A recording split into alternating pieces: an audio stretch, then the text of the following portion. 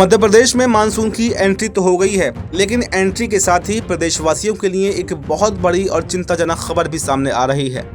वैसे तो आमतौर पर 15 जून के बाद ही दक्षिण पश्चिमी मानसून मध्य प्रदेश में दाखिल हो जाता है, लेकिन इस बार मौसम के बदले मिजाज और अल नीनो के असर के चलते मानसून पहले ही 9 दिन की देरी से यानी कि 24 जून को मध्य प्रदेश में पहुंचा। और अब सबसे बड़ी मुसीबत यह है कि मानसून मध्य प्रदेश के बीच में ही आकर कहीं पर अटक गया है। जहां एक तरफ पूरे सूबे में झमाझम बारिश का दौर शुरू हो जाना चाहिए था, काले बादल छाए हुए रहने चाहिए थे, तो वहीं दूसरी तरफ मध्य प्रदेश के 35 से भी ज्यादा जिले आज भी बूंद बूंद पानी और मानसून की राह देख रहे हैं। लोग उमस और चिलचिलाती गर्मी से बेहाल हैं। आखिर क्यों थम गई है मानसून की रफ्तार और कब तक पूरे मध्य प्रदेश को ये कवर करेगा? चलिए विस्तार से समझने की कोशिश करते हैं। अगर हम आंकड़ों की बात करें तो 24 जून को मानसून ने मध्य प्रदेश में दस्तक दे दी थी। तब से लेकर अब तक महज 15 जिले ही ऐसे हैं जिन्हें मानसून ने कवर किया है।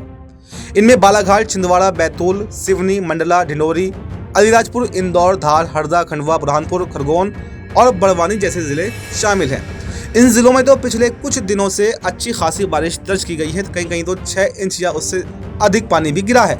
लेकिन भोपाल तक पहुंचने के बाद में मानसून की रफ्तार एकदम से धीमी हो गई और वो एक जगह जैसे कहीं ठहर सा गया हो। नतीजा ये है कि ग्वालियर, चंबल संभाग और रीवा संभाग के शहरों में दिन और रात दोनों के पारे में लगातार बढ़ोतरी हो रही है और गर्माहट लगातार बढ़ती जा रही है।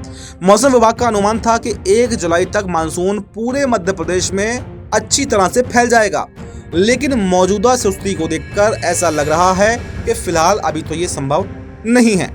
मानसून के इस तरह अटक जाने का सबसे बड़ा और सीधा असर मध्य प्रदेश के अन्नदाताओं यानी कि किसानों पर पड़ने वाला है। ये समय खरीफ की फसलों खासकर धान, सोयाबीन और मक्के की बुआई का सीजन है।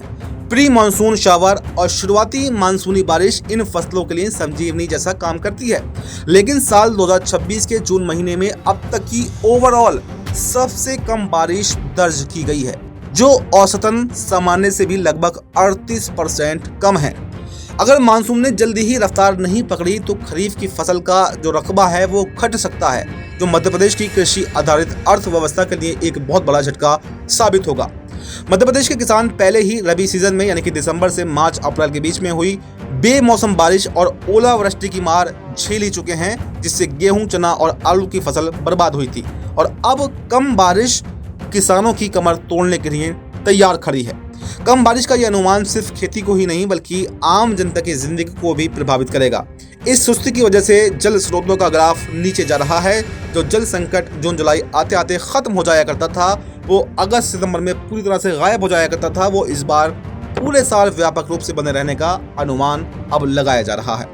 हालांकि उम्मीद ये की जा सकती है कि आने वाले दिनों में वेदर सिस्टम मजबूत होगा और मानसून एक बार फिर से रफ्तार पकड़ेगा, लेकिन फिलहाल ये कम बारिश किसानों और आम जनता के लिए बड़ी चेतावनी का सबब बनी हुई है। क्या आपके ज़िले में भी मानसून ने दस्तक दे दी है और वहाँ बारिश हो रही है या फिर नहीं?